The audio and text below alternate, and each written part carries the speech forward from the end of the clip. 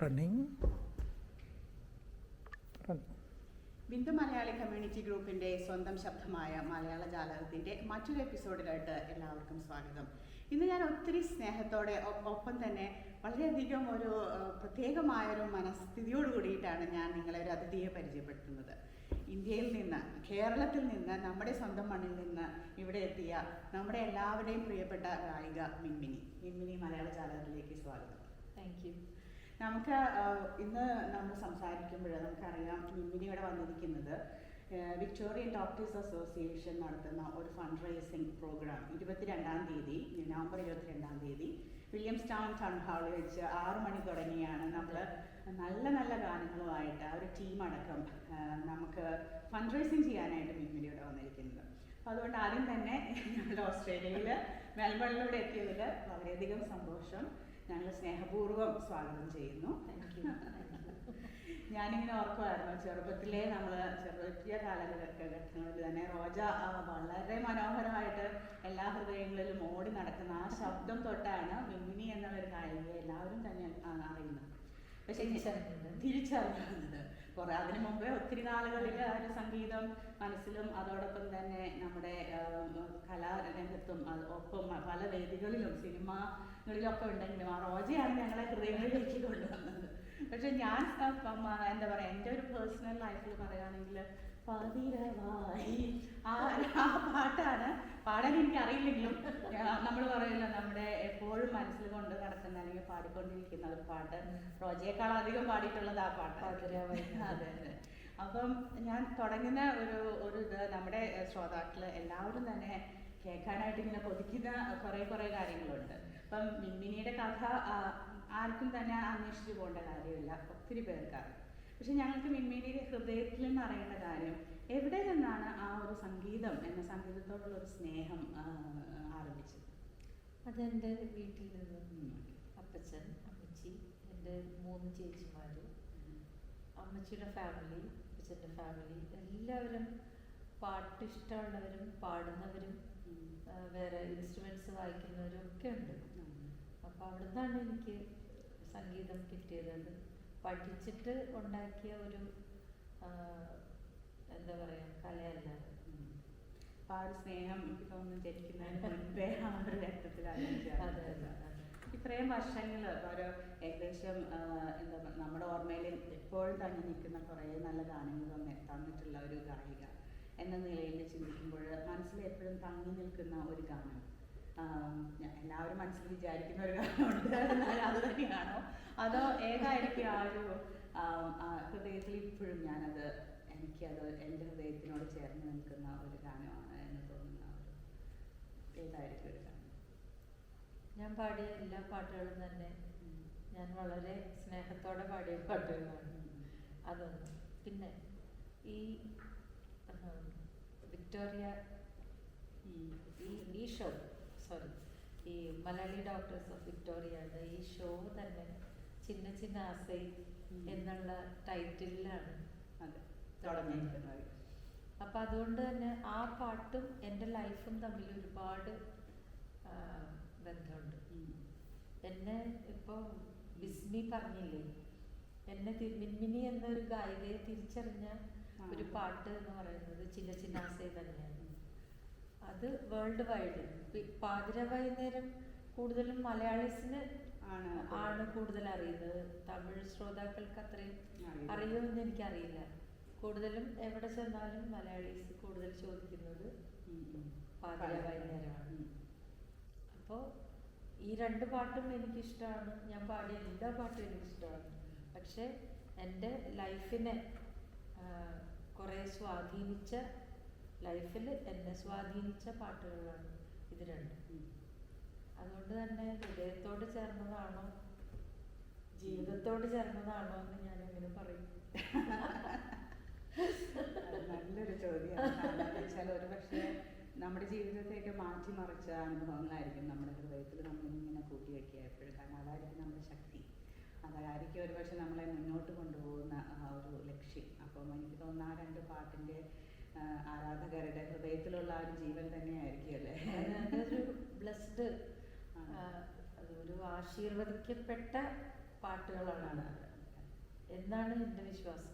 തീർച്ചയായിട്ടും നല്ല കലാകാരന്മാരുടെ കൂടെ എന്താ പറയാ, പാടുമ്പോൾ തന്നെ ആ ഒരു വികാരം, എന്താണോ വിചാരിക്കുന്ന ആ വരികളിലൂടെ ഈണത്തിലൂടെ എന്നുള്ളത് മറ്റുള്ളവർക്ക് കൊടുക്കാൻ പറ്റുന്ന ഒരു ഗാനമായിരുന്നു അത്. ശരിക്കും ഇപ്പോഴും എപ്പോഴും ആളുകൾ ഇപ്പൊ എവിടെ ആരും പറഞ്ഞാലും പാടുന്ന ഒരു വളരെ ഇപ്പോഴും ട്രെൻഡി ആയിട്ട് നടക്കുന്ന 2 പാട്ടുകളാണ് അത് തന്നെ.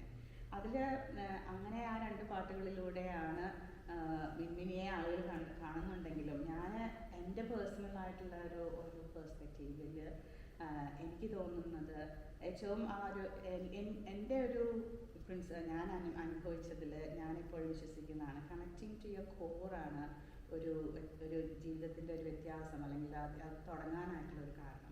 നമ്മൾ നമ്മുടേതായിട്ടുള്ള കോറ് ഒരു പക്ഷേ അത് നമ്മുടെ ദൈവവിശ്വാസമായിരിക്കും, അല്ലെങ്കിൽ നമ്മിലുള്ള വിശ്വാസമായിരിക്കും. പക്ഷെ എനിക്ക് മിൻമിനിയിൽ ശരിക്കും കാണാൻ പറ്റുന്നത് എപ്പോഴും കൂടെ നിൽക്കുന്ന ഒരു ദൈവവിശ്വാസമുണ്ട്. എനിക്ക് എന്ത് വന്നാലും ജീവിതത്തിലാണെങ്കിലും അല്ലെങ്കിൽ എൻ്റെ ജോലി മേഖലയിൽ, സംഗീത മേഖലയിൽ എന്ത് വന്നാലും ഞാൻ കണക്ട് ചെയ്യുന്ന എൻ്റെ ദൈവം ഉണ്ട് എന്ന് വിശ്വസിക്കുകയും ഒപ്പം അത് തുറന്നു പറയാൻ ധൈര്യം കാണിക്കുന്ന വളരെ ചുരുക്കം കലാകാരികളിൽ ഒരാളാണ് മിൻമിനി. അതാണ് എന്നെ ഏറ്റവും അധികമായിട്ട് സ്പർശിച്ചിട്ടുള്ളത്.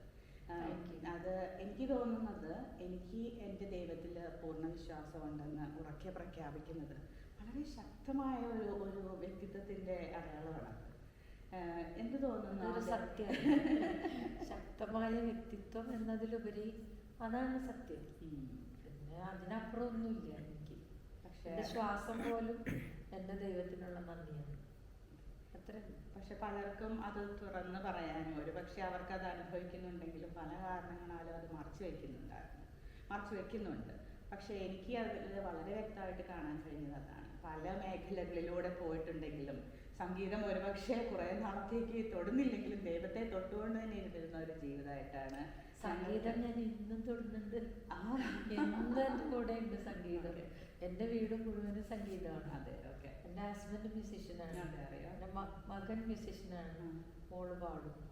പിന്നെ എൻ്റെ ചേച്ചിമാര്, എൻ്റെ സിസ്റ്റേഴ്സ് 3 പേരും നന്നായിട്ട് പാടും. ഞാൻ പാടുന്നില്ല എങ്കിലും എപ്പോഴും എൻ്റെ വീട്ടിൽ എൻ്റെ പാട്ടുകളും എൻ്റെ മക്കളുടെ പാട്ടുകളും എൻ്റെ ചേട്ടൻ്റെ കീബോർഡിൻ്റെ ശബ്ദവും ഇതൊക്കെ തന്നെയാണ് ഞാൻ കേട്ടുകൊണ്ടിരിക്കുക. ആ ലോകത്തിലാണ് ഞാൻ സംഗീതത്തിൽ നിന്നും സിനിമയിൽ നിന്നും മാറി നിന്നു എന്നുള്ളത് ശരിയാണ്. പക്ഷെ സംഗീതത്തിൽ നിന്ന് ഞാൻ മാറിയിട്ടില്ല. അപ്പം എനിക്ക് തോന്നുന്നത് നമ്മളെപ്പോഴും പറയുമല്ലോ, സംഗീതം ദൈവമാണ്, അതിനാല് ദൈവാംശമുണ്ട്. സംഗീതം നമ്മളിവിടെ മ്യൂസിക് ഈസ് എ തെറാപ്പി. ആ തെറാപ്പി തന്നെ ഒത്തിരി പേർക്ക് പുതിയ ജീവിതം നൽകിയിട്ടുണ്ട്. ഇവിടെ നമ്മളത് സയൻറ്റിഫിക്കായിട്ടും കുറേ നമ്മൾ തെളിഞ്ഞു കഴിഞ്ഞതും അതിന് വേണ്ടിയിട്ട് പ്രാധാന്യം കൊടുക്കുന്നതാണ്.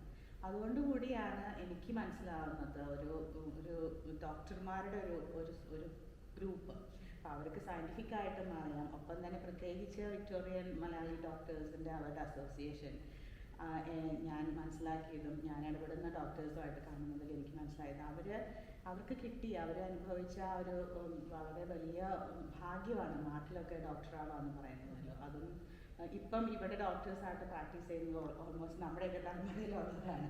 അപ്പോൾ ആ സമയത്ത് നാട്ടിലെ ഡോക്ടർ ആവാന്നുള്ളത് പലരുടെയും സ്വപ്നമാണ്, പലർക്കും അതൊരു ഭാഗ്യമാണ്. അപ്പോൾ അവരിവിടെ വന്ന് അവരുടെ ജീവിതം പച്ചപ്പിടിച്ചു കഴിഞ്ഞു. അവർ മറ്റുള്ളവർക്ക് വേണ്ടി കുറേ കാര്യങ്ങൾ ചെയ്യുന്ന കൂട്ടത്തിൽ അവർ ചെയ്യുന്ന ഏറ്റവും വലിയ ഒരു പുണ്യമാണ് ഇത്. കാരണം ഞാൻ വിശ്വസിക്കുന്നത് ഡോക്ടേഴ്സ് എന്ന് പറയുന്നത് ദൈവത്തിൻ്റെ ഒരു പ്രതിരൂപം തന്നെയാണ്. കാരണം എന്താണെന്ന് വെച്ചാൽ എനിക്ക് എൻ്റെ ജീവിതത്തിൽ 10 വർഷം മുമ്പ് സെറിബ്രൽ അനൂറിസം വന്നിരുന്നു.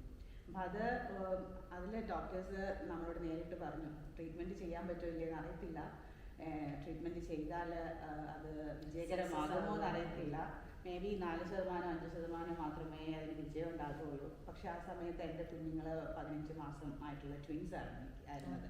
അപ്പം എനിക്ക് ആ സമയത്ത് വേറൊരു ഓപ്ഷൻ ഇല്ലായിരുന്നു സർജറി ചെയ്യാതെ. അപ്പം ആ സർജറി കഴിഞ്ഞ് ഞാൻ തിരിച്ച് ആ ഡോക്ടറെ കാണുമ്പോൾ ഞാൻ എപ്പോഴും എൻ്റെ ദൈവത്തോട് പറയുന്നത്, നീയായിട്ട് നൽകിയ ഒരു ദൈവപുരുഷനാണ് ഡോക്ടർമാർ. അതേ രീതിയിലുള്ള ഒരു ബഹുമാനത്തോടു കൂടിയാണ് ഞാൻ ഈ വിക്ടോറിയൻ മലയാളി ഡോക്ടേഴ്സ് അസോസിയേഷനെ നമ്മൾ കാണുന്നത്. അപ്പം അവർ ചെയ്യുന്ന ഒരു പുണ്യകർമ്മം എന്ന് നമുക്ക് എല്ലാവർക്കും ഉറക്കെ തന്നെ പറയാവുന്ന ഒരു സംരംഭമാണിത്.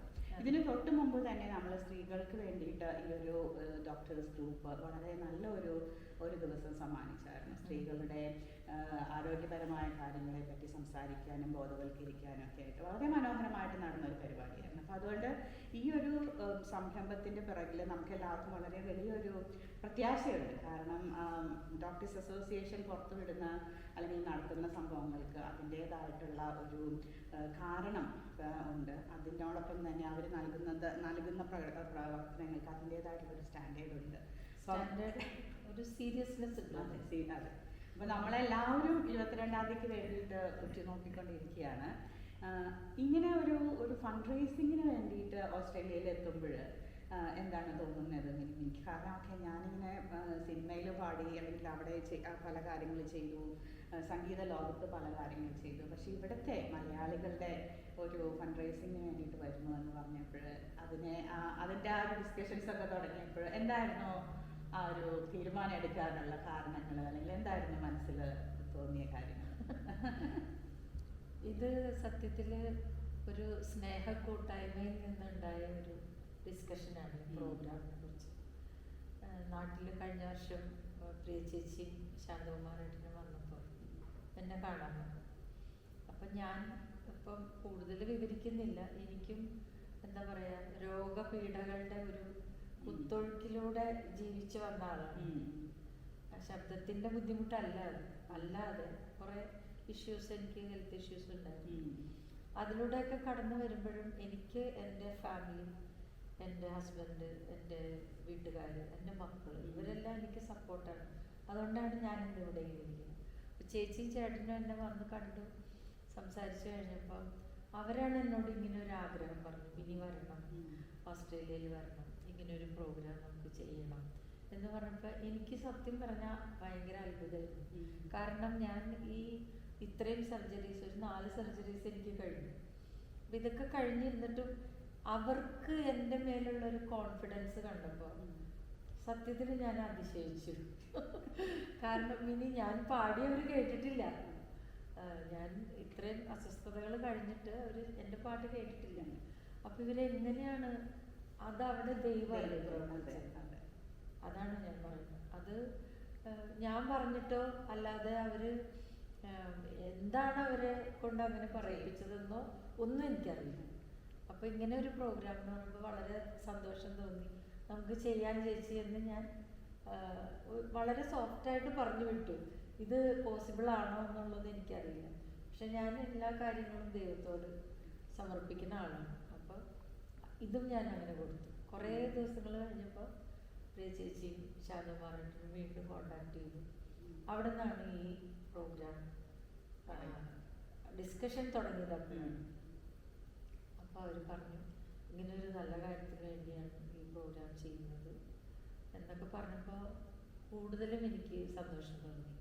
ഓസ്ട്രേലിയയിലെ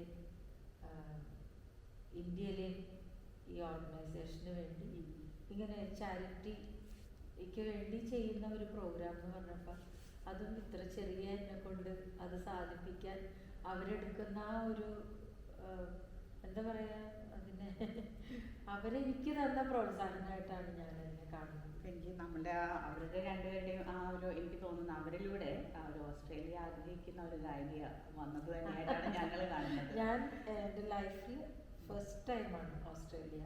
അതും പ്രിയ ചേച്ചി ശാന്തകുമാരേട്ടനും കാരണം, മലയാളി ഡോക്ടേഴ്സ് അസോസിയേഷൻ കാരണം ഇവിടെ വരാൻ സാധിച്ചത്. അത് ഇങ്ങനെയൊരു ഫണ്ട് റൈസർ പ്രോഗ്രാമിന് വേണ്ടി വരാൻ സാധിച്ചത് ഇതെല്ലാം ദൈവത്തിൻ്റെ പദ്ധതികളാണ് എന്ന് ചിന്തിക്കുന്നു, സന്തോഷിക്കുന്നു, നന്ദിയോടെ ഓർക്കുന്നു.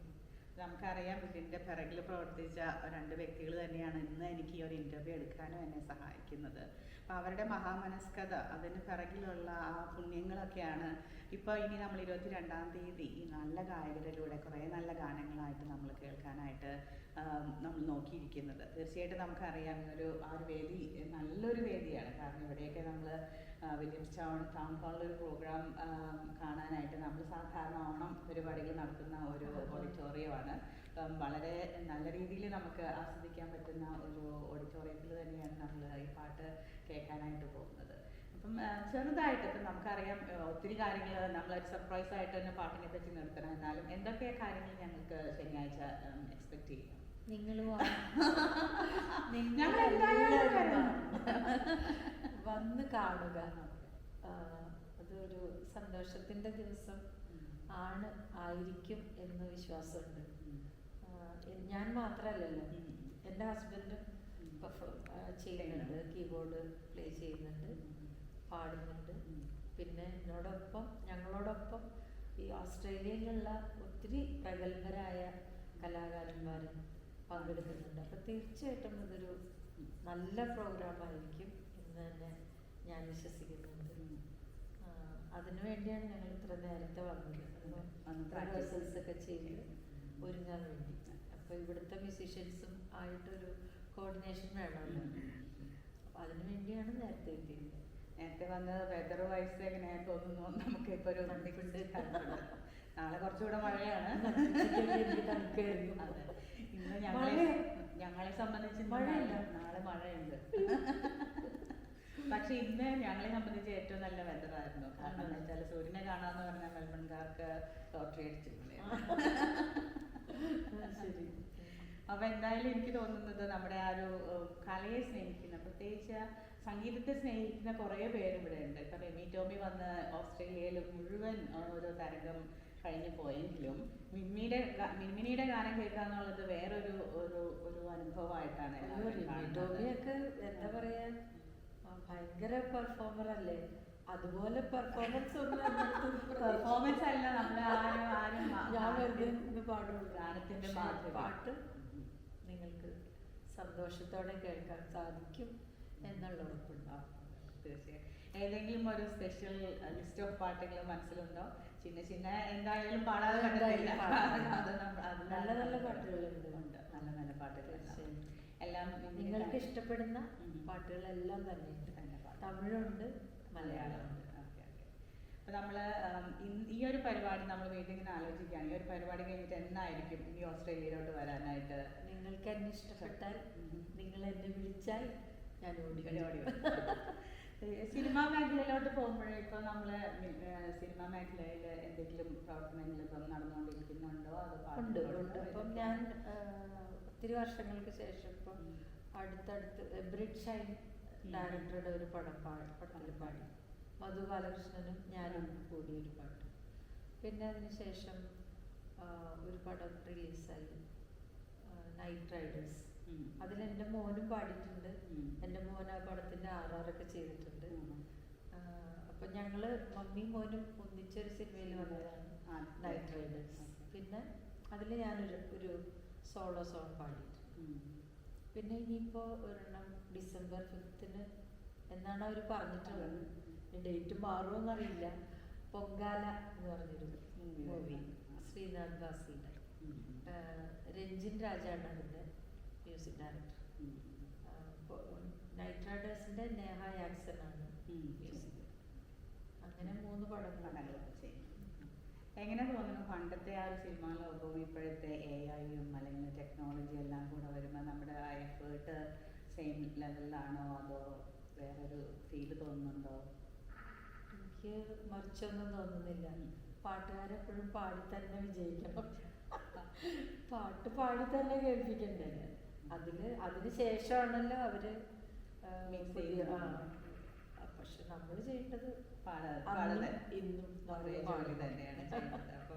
പിന്നെ കുറച്ച് ടെക്നോളജി വ്യത്യാസം വന്നിട്ടുണ്ട്. ഇപ്പം അന്നൊക്കെ ഒരു പാട്ട് ഒരു പ്രാവശ്യം പാടിയാതെ തീരുന്നവരെ നമ്മൾ പാടി തീർക്കണം.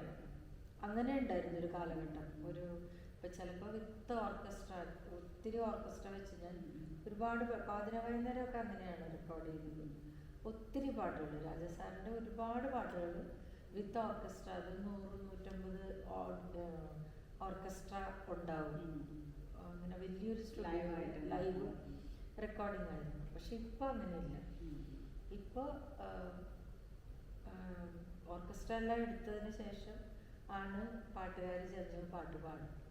അപ്പോൾ ആ സമയത്ത് 4 വരി പാടി റെക്കോർഡ് ചെയ്യാൻ വേണമെങ്കിൽ 1 വരി എടുക്കാം, ചിലപ്പോൾ ഒരു വേർഡ് എടുക്കാം. അങ്ങനത്തെ ഒരു ടെക്നോളജിയാണ് ഇപ്പം. അപ്പം അങ്ങനെയൊക്കെ നോക്കുമ്പോൾ ആ സൗകര്യങ്ങളുണ്ട്. പക്ഷെ എനിക്കെപ്പോഴും ഒന്നിച്ച് പാടിയെടുക്കുന്നതാണ് സന്തോഷം. അത് കുറച്ചും കൂടെ ആ ഫീല് വരണമെങ്കിൽ അങ്ങനെ ആ ഒരു ഫ്ലോയിൽ തന്നെ പാടണം എന്ന് ഞാൻ വിശ്വസിക്കുന്നതാണ്. അത് ഓരോ ഗായകർക്ക് അവരുടേതായിട്ടുള്ള രീതികളാണ്. ഇപ്പം പലരും പല രീതിയിൽ പാടുന്നുണ്ട്, മിക്സപ്പ് ഒക്കെ ചെയ്യുന്നു. ഏതൊക്കെ ഭാഷയിൽ ഇതുവരെ സിനിമയിൽ പാടിയിട്ടുണ്ട്? Cinema 7 languages: Malayalam, Tamil, Telugu, Kannada, Baduga, Oriya, Hindi. അങ്ങനെ എല്ലാ പല ഭാഷകളിലും നമ്മളിപ്പോൾ അറിയാമല്ലോ, എല്ലാവരും പല ഭാഷയിൽ പാടുന്നുണ്ട്, ട്രാൻസ്ലേഷൻസ് വരുന്നുണ്ട്, കുറേ പേർക്ക് അത് ഈസി ആയിട്ട് വരുന്നുണ്ട്. പക്ഷെ ആ ഒരു ഭാഷ അറിഞ്ഞ് അതിൻ്റെ അർത്ഥം അറിഞ്ഞ് പാടുമ്പോൾ കുറച്ചും കൂടെ അത് ആ ഒരു ഹൃദയത്തിനോട് നല്ലൊരു അടുപ്പം തോന്നുന്നു. അധികം അർത്ഥം അറിഞ്ഞല്ല പാടിയിട്ടില്ല. മലയാളം തമിഴൊക്കെ കുറേയൊക്കെ മനസ്സിലാവും. പക്ഷെ തെലുങ്ക് അങ്ങനെ അത്ര വേർഡ്സ് എനിക്ക് അത്രയും ഫെമിലിയർ അല്ലല്ലോ. അവരർത്ഥം പക്ഷെ പറഞ്ഞു തരും. അപ്പം അങ്ങനെ അറിഞ്ഞ് പാടിയിട്ടുണ്ട്. നല്ലത് ആ ഭാഷ അന്ന് ശരിക്കും ഭാഷ മനസ്സിലാക്കിയല്ല പാടിയിട്ടുള്ളത്. കറക്ഷൻസ് ഒക്കെ ചെയ്ത് പല പ്രാവശ്യം റിഹേഴ്സൽ ചെയ്യും, ടേക്ക് എടുക്കുന്നത്. അപ്പം അതിൽ നമ്മുടെ കറക്ഷൻസ് എല്ലാം മലയാളത്തിൽ എഴുതിയിട്ടുണ്ടായിരുന്നു. ഞാൻ എഴുതിയെടുക്കും അങ്ങനെ കറക്റ്റ് ചെയ്ത് ടേക്ക് എടുക്കും. അതൊരു വളരെ വലിയൊരു സ്കില്ലായിട്ടാണ് എനിക്ക് തോന്നുന്നത്. കാരണം നമ്മളിവിടെ മലയാളികൾ ഇവിടെ വരുമ്പോൾ ആദ്യമേ ഇംഗ്ലീഷ് പഠിക്കുമ്പോൾ അവിടെ ആക്സെന്റ് പറ്റുന്നില്ല എന്നുള്ളത് ഇവിടെ വലിയൊരു പ്രശ്നം. അത് മാറ്റിയെടുക്കാൻ നമ്മൾ കഷ്ടപ്പെടുമ്പോൾ ഞാൻ ആലോചിക്കുന്നത് ഇത്രയും ഭാഷകളിൽ ഓരോ ആക്സെന്റിനും ഓരോ മീനിങ് ആയിരിക്കില്ല. തെലുങ്ക്, കന്നഡ, അത് നമ്മൾ പറയുമ്പോഴും ഒപ്പം പാടുമ്പോഴാണെങ്കിലും നീട്ടിയും കുറുക്കിയും ഒക്കെ ചെയ്യുമ്പോഴും അപ്പം അത് പിടിച്ചെടുത്ത് അത് തന്നെ നമ്മളിലൂടെ അത് റിപ്പീറ്റ് ചെയ്യണമല്ലോ. അതെ, അത് ആ മ്യൂസിക് ഡയറക്ടറുടെ ഒരു കഴിവാണ്. അത് ഭംഗിയായിട്ട് നമ്മളെ കൊണ്ട് പ്രസന്റ് ചെയ്യിപ്പിക്കുക എന്നുള്ളത് അദ്ദേഹത്തിന്റെ കൂടി ഒരു ക്രെഡിറ്റ് ആണ്. അപ്പം അങ്ങനെ ഒരു വളരെ എന്താ പറയുക, കുറേ സാഹിത്യ ലോകത്ത്, സംഗീത ലോകത്തും സിനിമാ ലോകത്തും കുറേ കാര്യങ്ങൾ ചെയ്തു കഴിഞ്ഞിട്ടാണ് നമുക്ക് വേണ്ടിയിട്ട് ഇവിടെ വരുന്നത്. ഇവിടെ നമ്മളിവിടെയുള്ള കുട്ടികൾക്ക് ഇപ്പം മിനിയുടെ അടുത്ത് നിന്ന് സംഗീതം പഠിക്കണമെന്ന് ആഗ്രഹമുണ്ടെങ്കിൽ അതിന് ഹെൽപ്പ് ചെയ്യാനായിട്ട് എന്തെങ്കിലും വഴികളുണ്ടാകുമോ? എനിക്ക് ഓൺ സ്കൂളുണ്ട്, മ്യൂസിക് അക്കാഡമി ഉണ്ട്, കാക്കനാടാണ്. ഇപ്പം 2 സ്കൂളായി. ഇപ്പോൾ ഒന്ന് എൻ്റെ വീടിൻ്റെ മേലെ കഴിഞ്ഞ സെപ്റ്റംബർ 2 ഒക്ടോബർ 2 നമ്മളവിടെ തുടങ്ങി. അങ്ങനെ സ്കൂൾ നന്നായിട്ട് പോകുന്നു. ട്രിനിറ്റി സിലബസ് ആണ് നമ്മളവിടെ പഠിപ്പിക്കുന്നത്. കുറേ സ്റ്റുഡൻസ് ഉണ്ട്. നമ്മൾ കോവിഡിന് മുൻപ് വരെ മോർ ദാൻ 2000 സ്റ്റുഡൻസ് അവിടെ പഠിച്ചു പോയിട്ടുണ്ട്. 2009 നമ്മൾ സ്കൂൾ സ്റ്റാർട്ട് ചെയ്തത്. ഇപ്പോൾ കോവിഡിന് ശേഷം അത്രയും സ്റ്റുഡൻസ് ഇല്ല എങ്കിലും നല്ല സ്ട്രെങ്ത് തന്നെയാണ് ഇപ്പോഴും ഉള്ളത്. ഇപ്പോൾ എവറി മന്ത് ഇങ്ങനെ ഓൺലൈൻ എക്സാംസ് നടക്കുന്നുണ്ട്. നമുക്ക് അവിടെ എല്ലാ ഇൻസ്ട്രുമെൻസും, piano, keyboard, guitar, violin, drums, tabla, vocal, western ഉണ്ട്, ഈസ്റ്റേൺ ഉണ്ട്, ഡാൻസ്, ക്ലാസിക്കൽ ഡാൻസ് ഉണ്ട്. അങ്ങനെ എല്ലാം, ഡ്രോയിങ് ആൻഡ് പെയിന്റിങ് എല്ലാം ഉണ്ട്. അങ്ങനെ അപ്പോൾ നമുക്ക് ഓൺലൈനിൽ പഠിക്കാം. ഓക്കെ, അപ്പം നമ്മൾ അതിൻ്റെ കുറച്ച് ഡീറ്റെയിൽസ് നമ്മുടെ ശ്രോതാക്കൾക്ക് വേണ്ടിയിട്ട് നമ്മൾ എന്തായാലും നമ്മുടെ വീഡിയോൻ്റെ അടിയിൽ കൊടുക്കുന്നുണ്ടാകും. ഇവിടെ എല്ലാവരും കുട്ടികളെ പഠിപ്പിക്കാനായിട്ട് വളരെയധികം ആഗ്രഹമുള്ളതാണ്. പ്രത്യേകിച്ച് ഓൺലൈൻ ആകുമ്പോൾ നമ്മളിങ്ങനെ കൊണ്ടുവന്ന ആ ഒരു ഡ്രൈവിങ് നമുക്ക് കുറയ്ക്കാൻ പറ്റും. പിന്നെ സമയ വ്യത്യാസം ഉള്ളപ്പോൾ പല സമയത്ത് ചെയ്യാൻ പറ്റുമല്ലോ. അപ്പോൾ അതുകൊണ്ട് ഇപ്പം എല്ലാവരും, എനിക്ക് തോന്നുന്ന ഒരു 99% ആളുകളും ഈ പറയുന്ന ഇൻസ്ട്രുമെന്റ്സും അതിൻ്റെ വോക്കലും ഓൺലൈനായിട്ടാണ് പഠിക്കുന്നത്. അപ്പം അങ്ങനെ എൻ്റെ ഹസ്ബൻഡിന് തന്നെ ഇവിടുന്ന് ഉണ്ട് സ്റ്റുഡൻസ് ഉണ്ട്. ന്യൂസിലാൻഡിൽ നിന്നും സിംഗപ്പൂരിൽ നിന്നൊക്കെ ഉണ്ട് സ്റ്റുഡൻസ് ഉണ്ട്. അപ്പോൾ അവർക്ക് Joyce's academy of performing arts എന്നാണ് നമ്മുടെ സ്കൂളിൽ പേര്. എൻ്റെ ഹസ്ബൻഡിൻ്റെ പേരാണ് ജോയ് മാത്യു. അതാണ് ജോയ്സ്.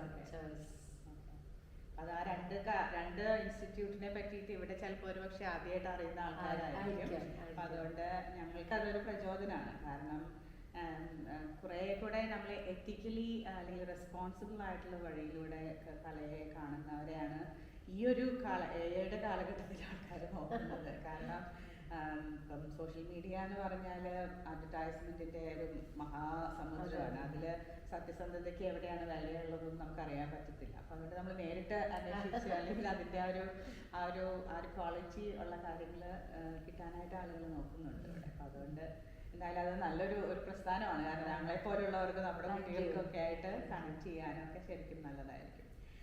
നമ്മൾ ഈ ഒരു മലയാള ജാലകം എന്ന് പറഞ്ഞ ഈ ഒരു റേഡിയോ ചാനൽ ഏകദേശം 14 വർഷത്തിൽ 15ാമത്തെ വർഷത്തിൽ നമ്മൾ വളണ്ടിയേഴ്സായിട്ട് മലയാളികൾ കൊണ്ട് നടക്കുന്നതാണ്. മലയാളത്തെ സ്നേഹിക്കുന്നതും നന്മയെ സ്നേഹിക്കുന്നവരുമായിട്ടുള്ള ആളുകളാണ് ഇതിൻ്റെ ശ്രോതാക്കളും ഇതിൻ്റെ പിന്നണിയിൽ പ്രവർത്തിക്കുന്നവരും.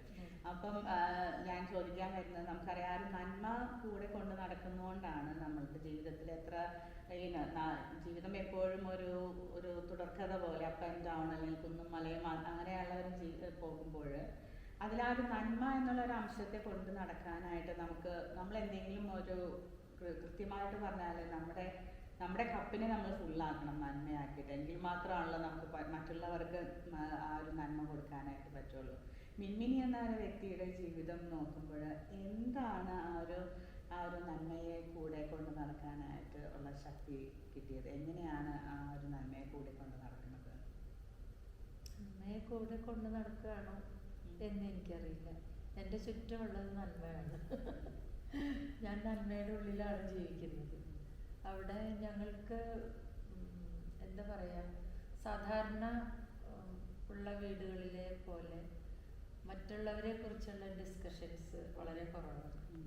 നല്ല കാര്യങ്ങൾ പറയും, പക്ഷെ എന്തെങ്കിലും ബുദ്ധിമുട്ടുള്ള കാര്യങ്ങളാണെങ്കിൽ ഞങ്ങൾ ആ സംസാരം അവോയ്ഡ് ചെയ്യും.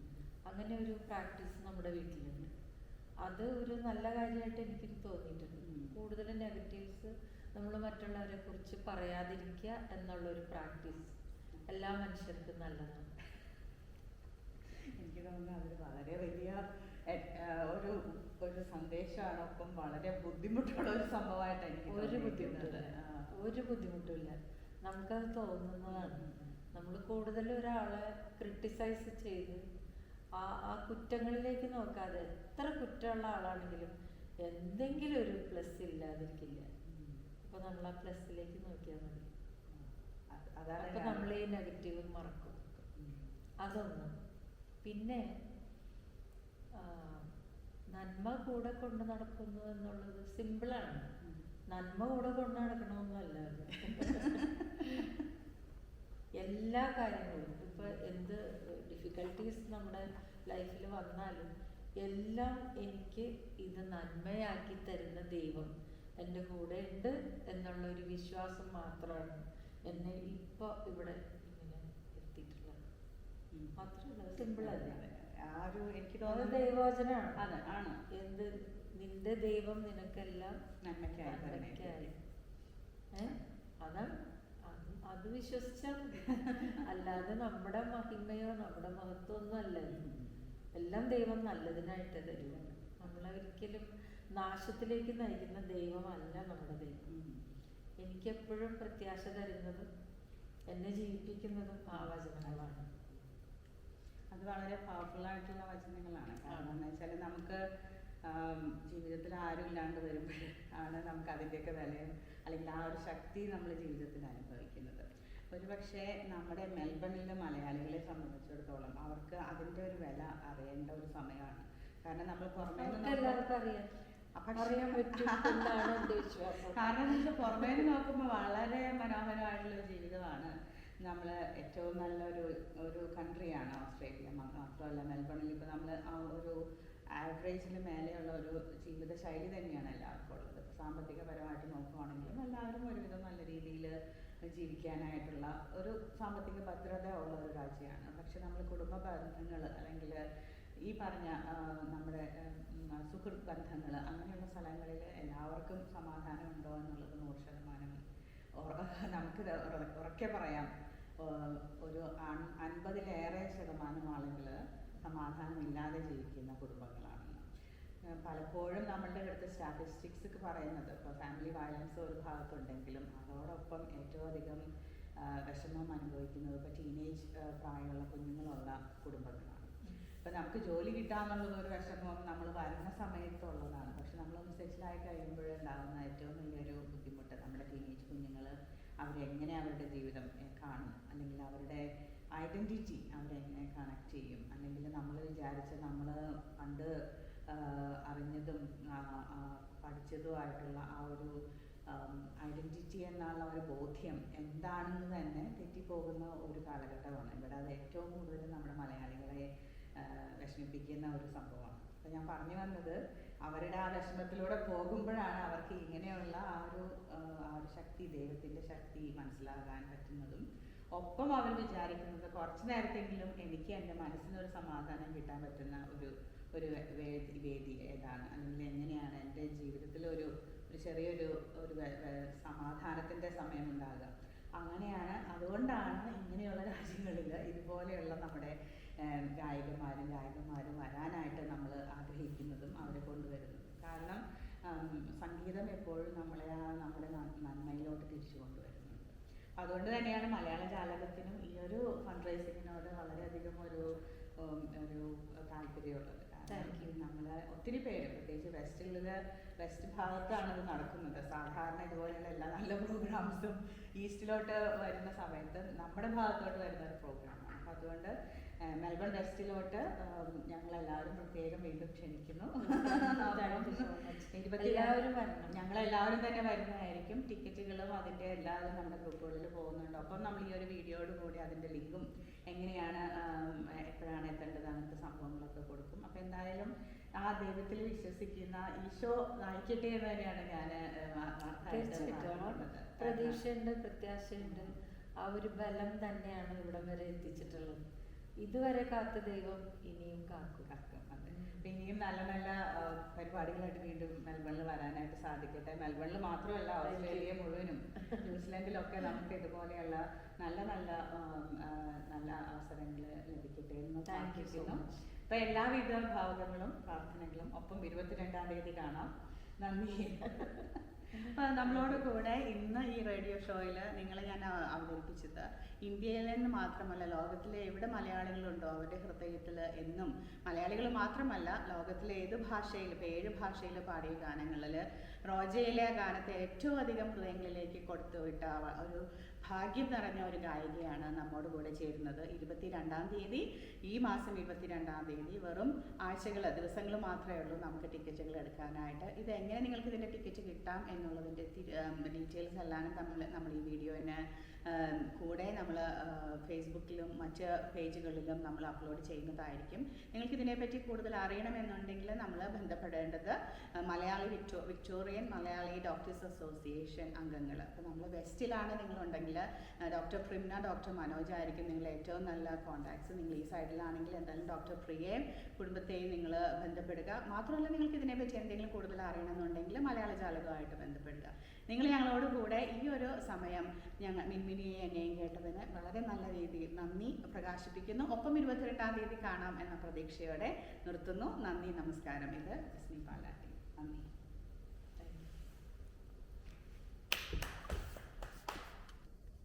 മ്യൂസിക് അക്കാഡമി ഉണ്ട്, കാക്കനാടാണ്.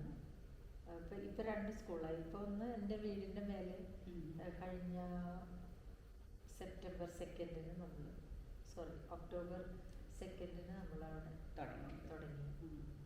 അങ്ങനെ സ്കൂൾ നന്നായിട്ട് പോകണം. ട്രിനിറ്റി സിലബസാണ് നമ്മളവിടെ പഠിപ്പിക്കുന്നത്. അപ്പോൾ കുറേ സ്റ്റുഡൻസ് ഉണ്ട്. നമ്മൾ കോവിഡിന് മുൻപ് വരെ മോർ ദാൻ 2000 സ്റ്റുഡൻസ് അവിടെ പഠിച്ചു പോയിട്ടുണ്ട്. 2009-ലാണ് നമ്മൾ ആ സ്കൂൾ സ്റ്റാർട്ട് ചെയ്തത്. ഇപ്പോൾ കോവിഡിന് ശേഷം അത്രയും സ്റ്റുഡൻസ് ഇല്ല എങ്കിലും നല്ല സ്ട്രെങ്ത് തന്നെയാണ് ഇപ്പോഴും ഉള്ളത്. ഇപ്പോൾ എവറി മന്ത് ഇങ്ങനെ ഓൺലൈൻ എക്സാംസ് നടക്കുന്നുണ്ട്. നമുക്ക് അവിടെ എല്ലാ ഇൻസ്ട്രുമെൻസും, piano, keyboard, guitar, violin, drums, tabla, vocal, western ഉണ്ട്, ഈസ്റ്റേൺ ഉണ്ട്, ഡാൻസ്, ക്ലാസിക്കൽ ഡാൻസ് ഉണ്ട്. അങ്ങനെ എല്ലാം, ഡ്രോയിങ് ആൻഡ് പെയിൻറ്റിങ് എല്ലാം ഉണ്ട്. അങ്ങനെ അപ്പോൾ നമുക്ക് ഓൺലൈനിൽ പഠിക്കാം. ഓക്കെ. അപ്പം നമ്മൾ അതിന്റെ കുറച്ച് ഡീറ്റെയിൽസ് നമ്മുടെ ശ്രോതാക്കൾക്ക് വേണ്ടിയിട്ട് നമ്മൾ എന്തായാലും നമ്മുടെ വീഡിയോന്റെ അടിയിൽ കൊടുക്കുന്നുണ്ടാകും. കാരണം എന്ന് വെച്ചാൽ ഇവിടെ എല്ലാവരും കുട്ടികളെ പഠിപ്പിക്കാനായിട്ട് വളരെയധികം ആഗ്രഹമുള്ളവർ, പ്രത്യേകിച്ച് ഓൺലൈൻ ആകുമ്പോൾ നമ്മളിങ്ങനെ കൊണ്ടുപോയി കൊണ്ടുവന്നാക്കുക ആ ഒരു ഡ്രൈവിങ് നമുക്ക് കുറയ്ക്കാൻ പറ്റും. പിന്നെ സമയ വ്യത്യാസം ഉള്ളപ്പോൾ പല സമയത്ത് ചെയ്യാൻ പറ്റുമല്ലോ. അപ്പോൾ അതുകൊണ്ട് ഇപ്പം എല്ലാവരും, എനിക്ക് തോന്നുന്നു ഒരു 99% ആളുകളും ഈ പറയുന്ന ഇൻസ്ട്രുമെന്റ്സും അതിൻ്റെ വോക്കലും ഓൺലൈനായിട്ടാണ് പഠിക്കുന്നത്. അപ്പം അങ്ങനെ എൻ്റെ ഹസ്ബൻഡിന് തന്നെ ഇവിടുന്ന് ഉണ്ട് സ്റ്റുഡൻസ് ഉണ്ട്, ന്യൂസിലാൻഡിൽ നിന്നും സിംഗപ്പൂരിൽ നിന്നൊക്കെ ഉണ്ട് സ്റ്റുഡൻസ് ഉണ്ട്. അപ്പോൾ അവർക്ക് Joyce's academy of performing arts എന്നാണ് നമ്മുടെ സ്കൂളിൽ പേര്. എൻ്റെ ഹസ്ബൻഡിൻ്റെ പേരാണ് ജോയ് മാത്യു. അതാണ് ജോയ്സ്. അത് ആ രണ്ട് ഇൻസ്റ്റിറ്റ്യൂട്ടിനെ പറ്റിയിട്ട് ഇവിടെ ചിലപ്പോൾ ഒരു പക്ഷെ ആദ്യമായിട്ട് അറിയുന്ന ആൾക്കാരായിരിക്കും. അപ്പം അതുകൊണ്ട് ഞങ്ങൾക്ക് അതൊരു പ്രചോദനമാണ്. കാരണം കുറേ കൂടെ നമ്മൾ എത്തിക്കലി അല്ലെങ്കിൽ റെസ്പോൺസിബിൾ ആയിട്ടുള്ള വഴിയിലൂടെ കലയെ കാണുന്നവരെയാണ് ഈ ഒരു ഏഴ് കാലഘട്ടത്തിൽ ആൾക്കാർ നോക്കുന്നത്. കാരണം ഇപ്പം സോഷ്യൽ മീഡിയ എന്ന് പറഞ്ഞാൽ അഡ്വർടൈസ്മെന്റിന്റെ ഒരു മഹാസമുദ്രമാണ്. അതിൽ സത്യസന്ധതയ്ക്ക് എവിടെയാണ് വിലയുള്ളതെന്ന് നമുക്കറിയാൻ പറ്റത്തില്ല. അപ്പം അതുകൊണ്ട് നമ്മൾ നേരിട്ട് അന്വേഷിച്ച് അല്ലെങ്കിൽ അതിൻ്റെ ആ ഒരു ക്വാളിറ്റി ഉള്ള കാര്യങ്ങൾ കിട്ടാനായിട്ട് ആളുകൾ നോക്കുന്നുണ്ട് ഇവിടെ. അപ്പം അതുകൊണ്ട് എന്തായാലും അത് നല്ലൊരു പ്രസ്ഥാനമാണ്. കാരണം ഞങ്ങളെപ്പോലുള്ളവർക്ക് നമ്മുടെ കുട്ടികൾക്കൊക്കെ ആയിട്ട് കണക്ട് ചെയ്യാനൊക്കെ ശരിക്കും നല്ലതായിരിക്കും. നമ്മൾ ഈ ഒരു മലയാള ജാലകം എന്ന് പറഞ്ഞ ഈ ഒരു റേഡിയോ ചാനൽ ഏകദേശം 14 വർഷത്തിൽ 15ാമത്തെ വർഷത്തിൽ നമ്മൾ വളണ്ടിയേഴ്സായിട്ട് മലയാളികൾ കൊണ്ട് നടക്കുന്നതാണ്. മലയാളത്തെ സ്നേഹിക്കുന്നതും നന്മയെ സ്നേഹിക്കുന്നവരുമായിട്ടുള്ള ആളുകളാണ് ഇതിൻ്റെ ശ്രോതാക്കളും ഇതിൻ്റെ പിന്നണിയിൽ പ്രവർത്തിക്കുന്നവരും. അപ്പം ഞാൻ ചോദിക്കാൻ വരുന്നത്, നമുക്കറിയാം നന്മ കൂടെ കൊണ്ട് നടക്കുന്നതുകൊണ്ടാണ് നമ്മൾക്ക് ജീവിതത്തിൽ ജീവിതം എപ്പോഴും ഒരു തുടർക്കഥ പോലെ അപ്പ് ആൻഡ് ഡൗൺ അല്ലെങ്കിൽ കുന്നും മലയും അങ്ങനെയുള്ളവരും പോകുമ്പോൾ അതിലൊരു നന്മ എന്നുള്ളൊരു അംശത്തെ കൊണ്ട് നടക്കാനായിട്ട് നമ്മൾ എന്തെങ്കിലും ഒരു കൃത്യമായിട്ട് പറഞ്ഞാൽ നമ്മുടെ കപ്പിനെ നമ്മൾ ഫുള്ളാക്കണം നന്മയാക്കിയിട്ട്. എങ്കിൽ മാത്രമാണല്ലോ നമുക്ക് മറ്റുള്ളവർക്ക് ആ ഒരു നന്മ കൊടുക്കാനായിട്ട് പറ്റുള്ളൂ. മിൻമിനി എന്ന ഒരു വ്യക്തിയുടെ ജീവിതം നോക്കുമ്പോൾ എന്താണ് ആ ഒരു നന്മയെ കൂടെ കൊണ്ട് നടക്കാനായിട്ട് ഉള്ള ശക്തി കിട്ടിയത്? എങ്ങനെയാണ് ആ ഒരു നന്മയെ കൂടെ കൊണ്ട് നടക്കുന്നത്? നന്മയെ കൂടെ കൊണ്ട് നടക്കുകയാണോ എന്ന് എനിക്കറിയില്ല. എൻ്റെ ചുറ്റുമുള്ളത് നന്മയാണ്. ഞാൻ നന്മയുടെ ഉള്ളിലാണ് ജീവിക്കുന്നത്. അവിടെ ഞങ്ങൾക്ക് എന്താ പറയുക, സാധാരണ ഉള്ള വീടുകളിലെ പോലെ മറ്റുള്ളവരെ കുറിച്ചുള്ള ഡിസ്കഷൻസ് വളരെ കുറവാണ്. നല്ല കാര്യങ്ങൾ പറയും, പക്ഷെ എന്തെങ്കിലും ബുദ്ധിമുട്ടുള്ള കാര്യങ്ങളാണെങ്കിൽ ഞങ്ങൾ ആ സംസാരം അവോയ്ഡ് ചെയ്യും. അങ്ങനെ ഒരു പ്രാക്ടീസ് നമ്മുടെ വീട്ടിലുണ്ട്. അത് ഒരു നല്ല കാര്യമായിട്ട് എനിക്ക് തോന്നിയിട്ടുണ്ട്. കൂടുതലും നെഗറ്റീവ്സ് നമ്മൾ മറ്റുള്ളവരെ കുറിച്ച് പറയാതിരിക്കുക എന്നുള്ളൊരു പ്രാക്ടീസ് എല്ലാ മനുഷ്യർക്കും നല്ലതാണ്. എനിക്ക് തോന്നുന്നു അതൊരു വളരെ വലിയ ഒരു സന്ദേശമാണ്. ഒപ്പം വളരെ ബുദ്ധിമുട്ടുള്ള ഒരു സംഭവമായിട്ട് എനിക്ക് ഒരു ബുദ്ധിമുട്ടില്ല. നമുക്കത് തോന്നുന്നതാണ്. നമ്മൾ കൂടുതൽ ഒരാളെ ക്രിട്ടിസൈസ് ചെയ്ത് ആ കുറ്റങ്ങളിലേക്ക് നോക്കാതെ, എത്ര കുറ്റമുള്ള ആളാണെങ്കിലും എന്തെങ്കിലും ഒരു പ്ലസ് ഇല്ലാതിരിക്കില്ല. അപ്പൊ നമ്മൾ ആ പ്ലസ്സിലേക്ക് നോക്കിയാൽ മതി. അപ്പൊ നമ്മൾ ഈ നെഗറ്റീവ് മറക്കും. അതൊന്ന്. പിന്നെ നന്മ കൂടെ കൊണ്ട് നടക്കുന്നു എന്നുള്ളത് സിമ്പിളാണ്. നന്മ കൂടെ കൊണ്ട് നടക്കണമെന്നല്ല.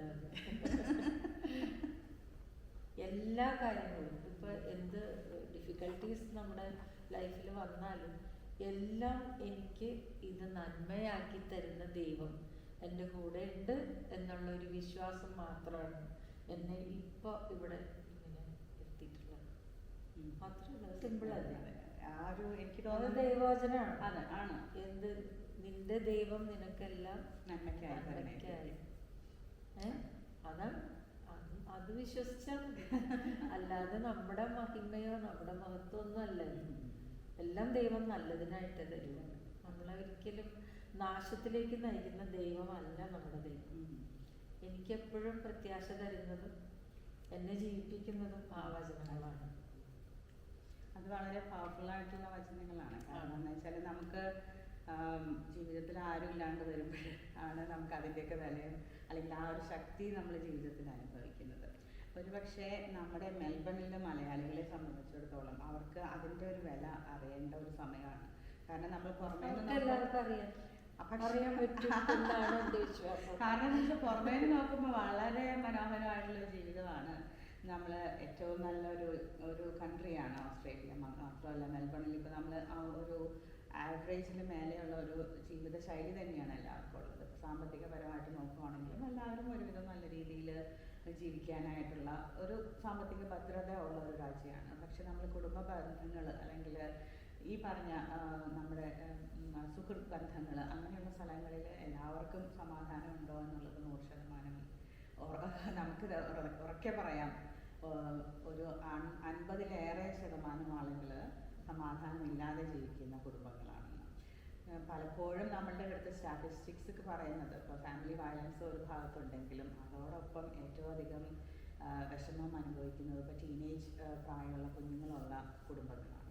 ഇപ്പം നമുക്ക് ജോലി കിട്ടാമെന്നുള്ളത് ഒരു വിഷമം നമ്മൾ വരുന്ന സമയത്തുള്ളതാണ്. പക്ഷെ നമ്മളൊന്ന് സെറ്റിലായി കഴിയുമ്പോഴുണ്ടാകുന്ന ഏറ്റവും വലിയൊരു ബുദ്ധിമുട്ട് നമ്മുടെ ടീനേജ് കുഞ്ഞുങ്ങൾ അവരെങ്ങനെ അവരുടെ ജീവിതം കാണും, അല്ലെങ്കിൽ അവരുടെ ഐഡൻറ്റിറ്റി അവരെങ്ങനെ കണക്ട് ചെയ്യും, അല്ലെങ്കിൽ നമ്മൾ വിചാരിച്ച നമ്മൾ പണ്ട് അറിഞ്ഞതും പഠിച്ചതുമായിട്ടുള്ള ആ ഒരു ഐഡൻറ്റിറ്റി എന്നുള്ള ഒരു ബോധ്യം എന്താണെന്ന് തന്നെ തെറ്റിപ്പോകുന്ന ഒരു കാലഘട്ടമാണ് ഇവിടെ. അത് ഏറ്റവും കൂടുതൽ നമ്മുടെ മലയാളികളെ വിഷമിപ്പിക്കുന്ന ഒരു സംഭവമാണ്. അപ്പം ഞാൻ പറഞ്ഞു വന്നത് അവരുടെ ആ വിഷമത്തിലൂടെ പോകുമ്പോഴാണ് അവർക്ക് ഇങ്ങനെയുള്ള ആ ഒരു ശക്തി, ദൈവത്തിൻ്റെ ശക്തി മനസ്സിലാകാൻ പറ്റുന്നതും ഒപ്പം അവർ വിചാരിക്കുന്നത് കുറച്ച് നേരത്തെങ്കിലും എനിക്ക് എൻ്റെ മനസ്സിനൊരു സമാധാനം കിട്ടാൻ പറ്റുന്ന ഒരു വേദി ഏതാണ്, അല്ലെങ്കിൽ എങ്ങനെയാണ് എൻ്റെ ജീവിതത്തിൽ ഒരു ചെറിയൊരു സമാധാനത്തിൻ്റെ സമയമുണ്ടാകുക.